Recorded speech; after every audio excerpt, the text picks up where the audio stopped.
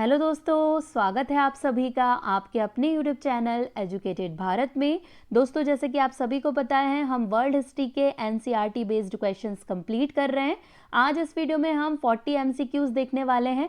देखिए, class 11th and 12th से related सारे वर्ल्ड हिस्ट्री के क्वेश्चंस हैं, तो मोस्ट इंपॉर्टेंट है ये आपके अपकमिंग एग्जाम्स के लिए। जैसे अगर आप बीपीएससी टीआरई दे रहे हैं या कोई भी टीचर एग्जाम है आपका, या फिर यूपी पीसीएस का एग्जाम दे रहे हैं आप, तो वहाँ पे वर्ल्ड हिस्ट्री बहुत ज़्यादा पूछा जाता है। तो ये एनसीईआरटी के क्वेश्चन करना सबसे अच्छा ऑप्शन होता है, क्योंकि यहाँ से बहुत सारे क्वेश्चन एग्जाम में पूछ लिए जाते हैं। तो अभी हम क्लास 11 एंड 12 का कर रहे हैं, इसके बाद हम क्लास 9 एंड 10 का भी करेंगे।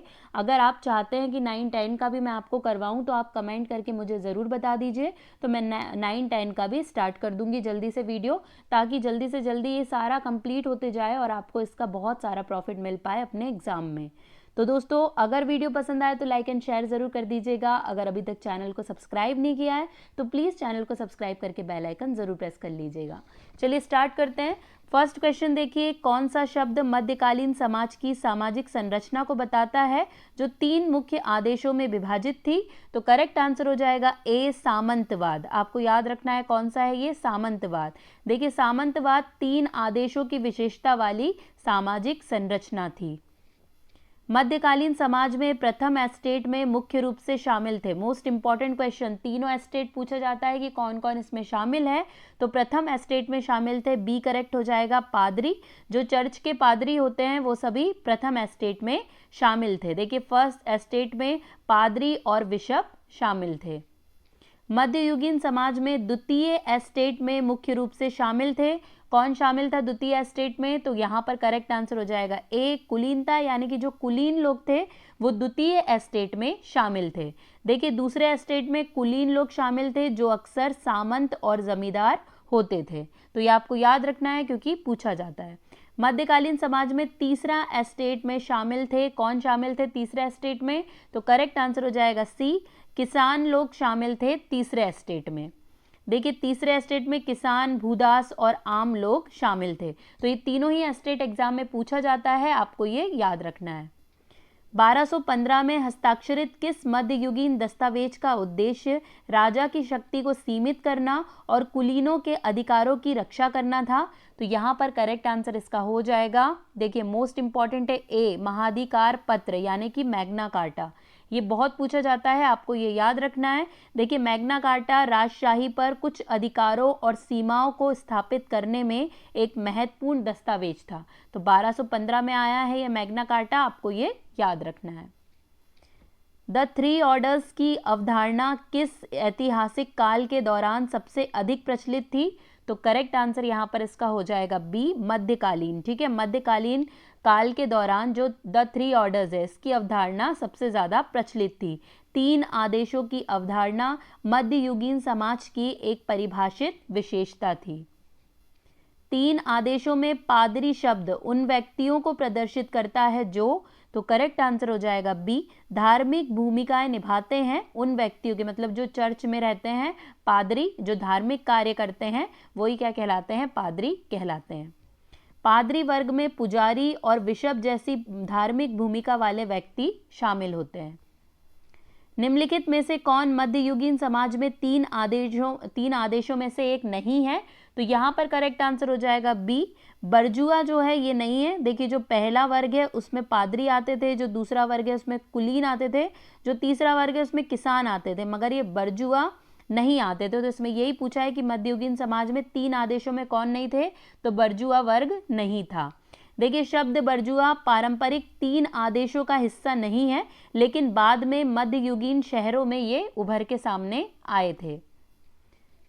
कॉनकॉर्डेट ऑफ वर्म्स ने किन 2 आदेशों के बीच संघर्ष का समाधान किया? मोस्ट इंपॉर्टेंट है ये, करेक्ट आंसर यहाँ पर इसका हो जाएगा ए, कुलीनता और पादरी, ये 2 आदेशों के बीच संघर्ष का समाधान किया था। देखिए, कॉनकॉर्डेट ऑफ वर्म्स ने धर्मनिरपेक्ष और धार्मिक शक्तियों के बीच संघर्ष को हल किया था। तो मोस्ट इंपॉर्टेंट है, आपको ये याद रखना है। तीसरे एस्टेट के भीतर कौन सा समूह भूमि से बंधा हुआ था और कुलीनों को श्रम सेवाएं प्रदान करने के लिए बाध्य था? तो मोस्ट इंपॉर्टेंट है, ये करेक्ट आंसर हो जाएगा ए, कृषि दास। ठीक है, जो कृषि दास थे ये भूमि से बंधे हुए थे और कुलीनों को श्रम सेवाएं प्रदान करने के लिए बाध्य थे। देखिए, जो सर्फ या कृषि दास थे ये भूमि से बंधे थे और कुलीनों को श्रम प्रदान करने के लिए ये बाध्य हुआ करते थे। मध्ययुगीन समाज में राजा को अक्सर किस क्रम का हिस्सा माना जाता था? तो यहाँ पर करेक्ट आंसर हो जाएगा डी, इनमें से कोई भी नहीं। देखिए, प्रथम, दूसरा या तृतीय कहीं भी राजा को नहीं रखा गया था इसमें, मतलब सम्राट को 3 आदेशों के अंतर्गत सही से वर्गीकृत नहीं किया गया था, इसलिए हमारा आंसर हो जाएगा इनमें से कोई भी नहीं। मध्यकालीन काल के दौरान पश्चिमी यूरोप में दास प्रथा के अंत की शुरुआत किस घटना से हुई? मोस्ट इंपॉर्टेंट क्वेश्चन है ये भी, करेक्ट आंसर हो जाएगा ए, एक तरह की महामारी के कारण दास प्रथा की घटना का अंत हो गया था। देखिए, ब्लैक डेथ के कारण श्रमिकों की कमी हो गई, भूदासों को सशक्त बनाया गया और भूदास प्रथा के पतन में योगदान दिया गया, तो महामारी के कारण ऐसा हुआ था। बरजुआ शब्द किस ऐतिहासिक काल के दौरान अधिक प्रचलित हुआ? करेक्ट आंसर हो जाएगा सी, प्रबोधन के काल में ये अधिक प्रचलित हुआ था। देखिए, जो ज्ञानोदय युग के दौरान बरजुआजी शब्द को प्रमुखता मिली थी। ठीक है, तो ये मोस्ट इंपॉर्टेंट है, आपको याद रखना है। 1302 में हस्ताक्षरित किस प्रसिद्ध मध्ययुगीन दस्तावेज में राजा पर चर्च के अधिकार की घोषणा की गई थी? तो करेक्ट आंसर हो जाएगा सी, उनम सेक्टम में की गई थी चर्च के अधिकारों की घोषणा। देखिए, उनम सेक्टम ने धर्मनिरपेक्ष शासकों पर चर्च के आध्यात्मिक अधिकार का दावा किया था, तो उनम सेक्टम के बारे में भी पूछा जाता है, ये आपको याद रखना है। मध्ययुगीन समाज में फिफ शब्द का तात्पर्य क्या है? फिफ बहुत पूछा जाता है, शब्द का तात्पर्य क्या है? तो करेक्ट आंसर हो जाएगा बी, एक कृषि संपदा जिसे फिफ के नाम से जाना जाता है। देखिए, जागीर भूमि का एक टुकड़ा था जो सेवाओं के बदले में दिया जाता था, जो प्राय कृषि योग्य होती थी, उसे ही फिफ कहा जाता था। मध्ययुगीन समाज में सैन्य सेवा और सुरक्षा प्रदान करने के लिए कौन सा समूह जिम्मेदार था? तो करेक्ट आंसर यहाँ पर हो जाएगा बी, कुलीनता, यानी कि कुलीन समाज इसके लिए जिम्मेदार था। देखिए, कुलीन वर्ग परंपरागत रूप से सैन्य सेवा और सुरक्षा के लिए जिम्मेदार हुआ करता था। मध्ययुगीन यूरोप में शौर्य संहिता किस आदेश से सबसे अधिक निकटता से जुड़ी थी? तो करेक्ट आंसर हो जाएगा बी, दूसरे एस्टेट से जुड़ी थी शौर्य संहिता। शौर्य संहिता का कुलीन वर्ग से गहरा संबंध हुआ करता था, ये क्वेश्चन भी पूछा गया एग्जाम में, आपको ये याद रखना है। Trent council Catholic counter reformation में एक महत्वपूर्ण घटना मुख्य रूप से किस आदेश के सदस्यों के नेतृत्व में थी? तो करेक्ट आंसर यहाँ पर हो जाएगा ए, पादरियों के नेतृत्व में ये की गई थी। देखिए, ट्रेंट की परिषद में कैथोलिक चर्च के नेता शामिल थे, मुख्य रूप से पादरी वर्ग से ये सभी नेता शामिल हुए थे। मध्ययुगीन समाज में जागीरवाद की आर्थिक व्यवस्था किस व्यवस्था से अधिक निकटता से जुड़ी हुई थी? तो करेक्ट आंसर हो जाएगा सी, तृतीय एस्टेट या तृतीय संपदा से जुड़ी हुई थी। देखिए, तीसरे एस्टेट में किसानों की आर्थिक गतिविधियों से मानववाद का गहरा संबंध था। किस मध्ययुगीन घटना को अक्सर सामंतवाद के पतन और धन आधारित अर्थव्यवस्था के उद्भव के लिए उत्प्रेरक माना जाता है? तो करेक्ट आंसर हो जाएगा बी, एक तरह की महामारी को उत्प्रेरक माना जाता है। देखिए, ब्लैक डेथ के कारण श्रमिकों की कमी हो गई, जिससे मध्ययुगीन समाज में आर्थिक गतिशीलता बढ़ गई थी, तो ये मोस्ट इंपॉर्टेंट है, आपको ये याद रखना है। 987 में हस्ताक्षरित किस मध्ययुगीन दस्तावेज ने सामंतों और जागीरदारों के बीच पारस्परिक दायित्वों की एक प्रणाली स्थापित की? तो करेक्ट आंसर यहाँ पर हो जाएगा सी, कैपिटलरी ऑफ क्यूर्जी, है ना, क्यूर्जी कह सकते हैं इसको। देखिए, कैपिटलरी ऑफ कर्जी ने सामंती व्यवस्था में दायित्व की स्थापना की थी, तो ये मोस्ट इंपॉर्टेंट है, आपको ये याद रखना है। द ट्रुस ऑफ गॉड युद्ध को सीमित करने वाली एक मध्ययुगीन उद्घोषणा मुख्य रूप से किसके द्वारा प्रचारित की गई थी? तो यहाँ पर करेक्ट आंसर हो जाएगा बी, पादरियों के द्वारा ये प्रचारित की गई थी। देखिए, निश्चित अवधियों के दौरान हिंसा को सीमित करने के लिए पादरी वर्ग द्वारा ईश्वर के युद्ध विराम को बढ़ावा दिया गया था, तो ये मोस्ट इंपॉर्टेंट है, ये याद रखना है। किस मध्ययुगीन प्रथा में वफादारी और सैन्य सेवा के बदले में भूमि देना शामिल था? तो करेक्ट आंसर यहाँ पर हो जाएगा सी, सामंतवाद में। ठीक है, सामंतवाद में देखिए वफादारी और सेवा के बदले भूमि का आदान प्रदान शामिल था। 1215 में चौथी लैटरन परिषद एक महत्वपूर्ण मध्ययुगीन चर्च परिषद किस पोप द्वारा बुलाई गई थी? मोस्ट इंपॉर्टेंट क्वेश्चन है ये भी। करेक्ट आंसर हो जाएगा बी, पोप इनोसेंट थर्ड के द्वारा ये परिषद बुलाई गई थी। देखिए पोप इनोसेंट थर्ड ने 1215 में चौथी लैटरन काउंसिल बुलाई थी। तो ये मोस्ट इंपॉर्टेंट है, पूछा जाता है। मध्ययुगीन वंशानुक्रम में संज्ञानात्मक वंशानुक्रम शब्द का तात्पर्य है? तो करेक्ट आंसर हो जाएगा बी, बेटे और बेटियों दोनों द्वारा उत्तराधिकार। ये होता है संज्ञानात्मक वंशानुक्रम का तात्पर्य। संज्ञानात्मक वंशानुक्रम पुत्रों और पुत्रियों दोनों को उत्तराधिकार की अनुमति देता है।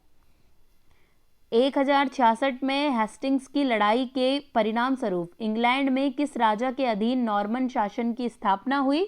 तो करेक्ट आंसर यहाँ पर हो जाएगा डी, राजा विलियम विजेता। ठीक है, इनके टाइम पर ये हुआ है।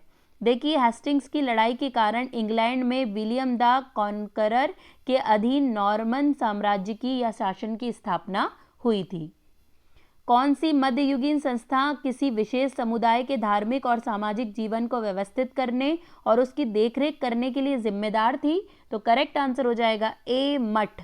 जो मठ थी वो सामाजिक जीवन को व्यवस्थित करने, उसकी देखरेख के लिए जिम्मेदार थी। देखिए मध्ययुगीन समुदाय में धार्मिक और सामाजिक जीवन को व्यवस्थित करने में मठों ने महत्वपूर्ण भूमिका निभाई है। 11वीं शताब्दी के अंत में संकलित द डोमेस्डे बुक किस अंग्रेजी राजा द्वारा करवाया गया एक सर्वेक्षण था? तो यहाँ पर करेक्ट आंसर हो जाएगा सी, राजा विलियम द कन्क्वेरर के द्वारा द डोमेस्डे नाम की एक बुक।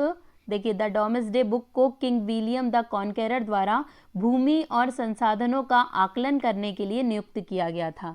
तो ये जो डोमेस्डे बुक है ये आपको याद रखना है क्योंकि ये भी एग्जाम में पूछ ली जाती है।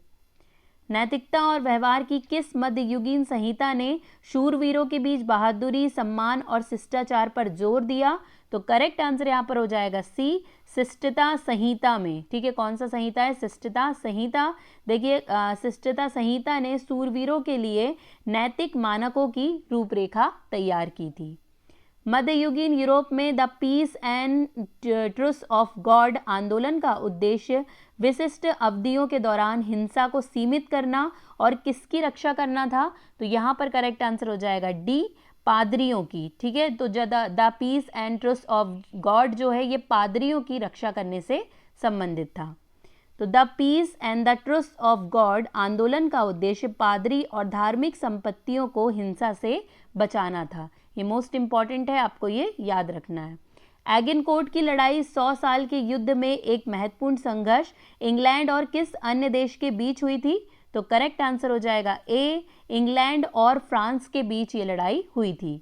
देखिए एगिनकोर्ट की लड़ाई 100 साल के युद्ध के दौरान इंग्लैंड और फ्रांस के बीच का एक संघर्ष था। ज्येष्ठाधिकार की मध्ययुगीन प्रथा में शामिल है, कौन शामिल है? तो हो जाएगा करेक्ट ए, ज्येष्ठ पुत्र के द्वारा विरासत। ये ज्येष्ठाधिकार की मध्ययुगीन प्रथा में शामिल था। ज्येष्ठाधिकार में सबसे बड़े पुत्र की विरासत शामिल होती है। 14वीं सदी की विनाशकारी महामारी ब्लैक डेथ को किस बीमारी के लिए जिम्मेदार ठहराया गया?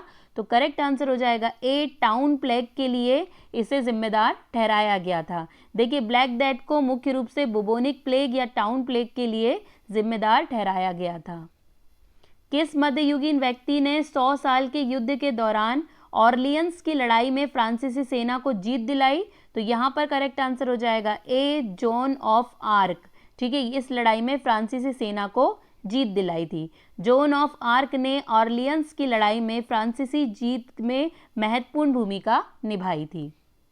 मध्ययुगीन सामंतवाद में जागीरदार शब्द का तात्पर्य है, बहुत पूछा जाता है ये। करेक्ट आंसर हो जाएगा बी, एक वफादार प्रजा जो एक स्वामी से भूमि प्राप्त करती है वही जागीरदार कहलाती है। देखिए जागीरदार वह व्यक्ति होता है जो भूमि के बदले में स्वामी के प्रति वफादारी की शपथ लेता है। कौन सी मध्ययुगीन रानी जो 100 साल के युद्ध में अपनी भूमिका के लिए जानी जाती है? का विवाह इंग्लैंड के रिचर्ड द्वितीय और इंग्लैंड के हेनरी चतुर्थ दोनों से हुआ था? तो करेक्ट आंसर यहाँ पर हो जाएगा सी, अंजू की मार्गरेट। ठीक है, इनका विवाह हुआ था। देखिए 100 साल के युद्ध की उथल पुथल भरी अवधि के दौरान अंजू की मार्गरेट का विवाह रिचर्ड द्वितीय और हेनरी चतुर्थ दोनों से हुआ था। कैथोलिक चर्च का महान विवाद जिसके परिणाम स्वरूप अनेक पोप बने किस शताब्दी में घटित हुआ? तो करेक्ट आंसर हो जाएगा सी, ये 14वीं शताब्दी में घटित हुआ था। जब बहुत सारे पोप बने थे तो 14वीं शताब्दी में महान विवाद की शुरुआत हुई जिससे कैथोलिक चर्च के भीतर विभाजन हो गया था। कौन सा मध्ययुगीन अंग्रेजी राजा अक्सर सामान्य कानून के विकास और कानूनी सिद्धांतों की स्थापना से जुड़ा था? तो करेक्ट आंसर हो जाएगा बी, हेनरी द्वितीय इससे जुड़ा हुआ था। देखिए हेनरी द्वितीय ने मध्ययुगीन इंग्लैंड में सामान्य कानून के विकास में महत्वपूर्ण भूमिका निभाई है। तो मोस्ट इंपॉर्टेंट नाम है हेनरी द्वितीय, आपको याद रखना है। ब्लैक प्रिंस 100 साल के युद्ध में एक प्रमुख व्यक्ति किस अंग्रेजी सम्राट का पुत्र था? तो करेक्ट आंसर हो जाएगा ए, एडवर्ड तृतीय का पुत्र था ब्लैक प्रिंस। देखिए black Prince Edward of Woodstock Edward third का पुत्र था। अब बारी है लास्ट क्वेश्चन की। हैंसियाटिक लीग एक शक्तिशाली मध्ययुगीन व्यापार गठबंधन मुख्य रूप से किस क्षेत्र में केंद्रित था? तो करेक्ट आंसर हो जाएगा बी, स्कैंडिनेविया में ये केंद्रित था। मोस्ट इंपॉर्टेंट है, आपको ये याद रखना है। हैंसियाटिक लीग की उत्तरी यूरोप विशेषकर स्कैंडिनेविया में महत्वपूर्ण उपस्थिति थी। तो ये मोस्ट इंपॉर्टेंट है, ये आपको याद रखना है। यहीं पर दोस्तों हमारे 40 क्वेश्चंस कंप्लीट हो गए हैं। क्योंकि एनसीईआरटी के हैं तो ये बहुत छोटे छोटे से वीडियो हैं और बहुत ही कॉमन से यहाँ पर क्वेश्चंस हैं, तो हमें सिर्फ रिवाइज करना है, इसलिए मैं आपको ये क्वेश्चंस करवा दे रही हूँ। क्योंकि हो सकता है आपके पास एनसीईआरटी पढ़ने का टाइम ना हो, इसलिए आप जल्दी से ये वीडियो देख के अपना पूरा कोर्स कवर कर सकते हैं। तो प्लीज़ वीडियो को देखिए भी ज़रूर और शेयर भी ज़रूर कीजिए। अगर अभी तक चैनल को सब्सक्राइब नहीं किया है तो आप थोड़ा सपोर्ट मेरा भी कीजिए और चैनल को सब्सक्राइब कर लीजिए। आज के लिए बस इतना ही। अब आपसे मुलाकात होगी एक नए वीडियो के साथ। तब तक के लिए पढ़ते रहिए, आगे बढ़ते रहिए। जय हिंद, जय भारत।